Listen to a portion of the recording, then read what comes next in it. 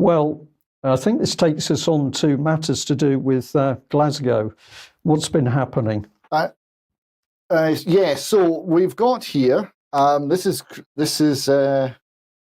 Christina, who is a councillor in Glasgow.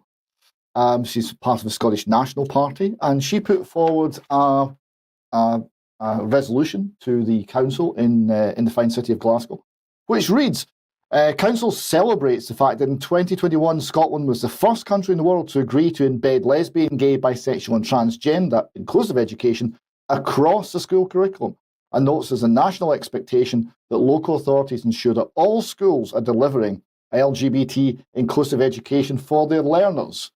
Council agrees that LGBT inclusive education contributes to how all young people see themselves, their families and the world around them, and further agrees that this learning should be meaningful, relevant and part of ordinary learning rather than exceptional or siphoned off into particular calendar months or one-off occasions. So what she's saying here, she's celebrating, she is applauding the fact that a form of education, which is an attack on the family, we've followed the roots of it, is being rolled out across the curriculum. So there's no way for parents to avoid it. There's no way for parents to take their children out of this. And the purpose of the education is to change how young people see themselves and their families and the wider world. It is manipulation of how people think. It's indoctrination, not education. And she's boasting about it. It gets worse. We have here Bailie, Elaine Gallagher of the Scottish Green Party. She also had a contribution to the council meeting.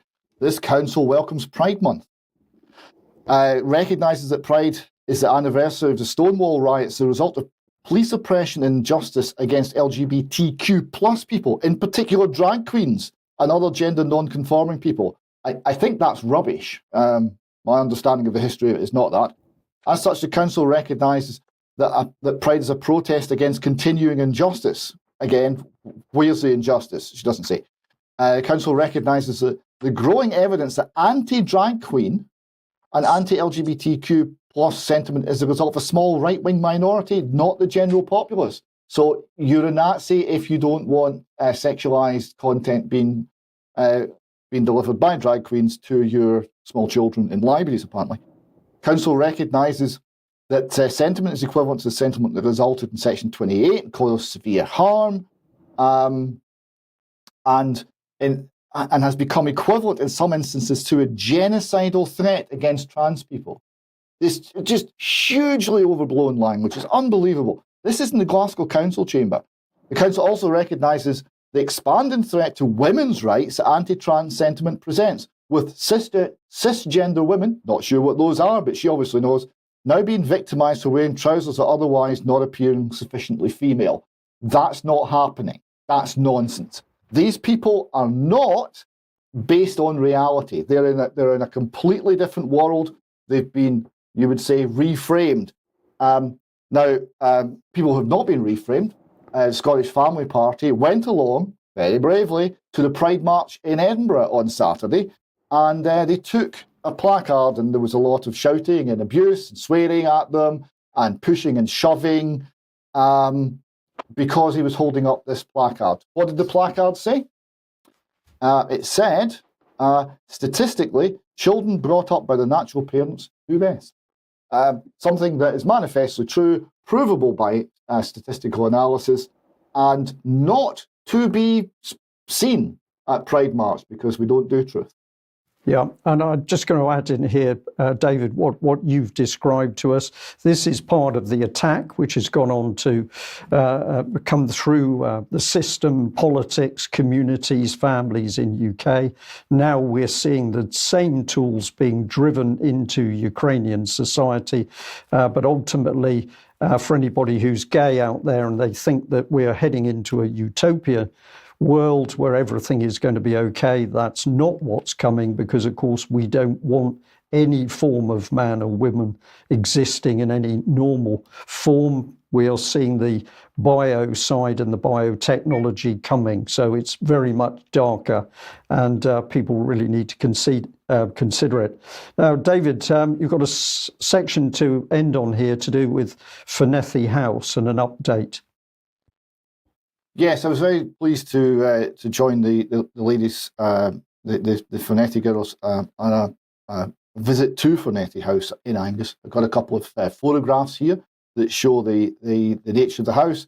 It's a large, built in 1915, Scots baronial style mansion, very large property, and it's sitting there in a neglected and dilapidated state. The lead's been stolen off the roof and is obviously deteriorating quite a bit. We have here a very poignant photograph from the grounds.